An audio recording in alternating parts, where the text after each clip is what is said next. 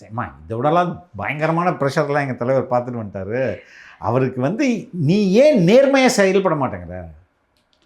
ஏன் எனக்கு மட்டும் ஒரு ஒரு சட்டம் இங்கே திமுக பண்ணுது. அப்போ திமுக இஷ்டத்துக்கு பண்ணிது. ஆனால் அவன் பார்க்க வர மாட்டேங்கிறான். எவனும் ரோட் ஷோன்றாங்க, அந்த ஷோன்றான், டீ குடிக்கிறாங்க, உடனே நடப்பா பக்கத்தில் போய் ஓரமாக விளையாடுப்பா அப்படின்ற மாதிரி அவங்கள ட்ரீட் பண்ணிகிட்டு இருக்காங்க.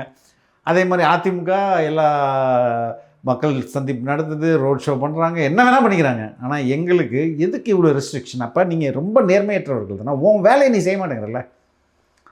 அப்போது ரெண்டாவது தாவேக்காவோட இம்பேக்ட் தானே இவ்வளோ அள்ளி இவங்க செலவு பண்ணுறது. ரெண்டாவதுமா இங்கே பாருங்கள், ஒரு எல்லா கட்சிகளுக்கும் மிகப்பெரிய செலவினம் எதுனா மாநாடு நடத்துறது தான்.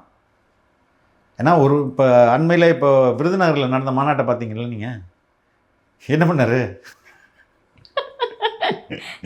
சந்திரமுக மாறின மாதிரி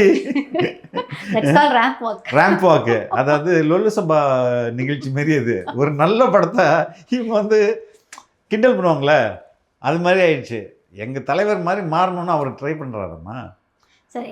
எதுக்கு நான் எதுக்கு சொல்ல வந்தேன்னா, அவ்வளோ கூட்டம் அந்த இப்போ விருதுநகர் மாநாட்டுக்கு அவ்வளோ பேரை கூப்பிடணும், அவ்வளோ சேர் போடணும், அவங்களுக்கு டிஃபன் கொடுக்கணும், அவங்களுக்கு சரக்கு கொடுக்கணும், அவங்களுக்கு ட்ரெஸ்ஸு கொடுக்கணும்.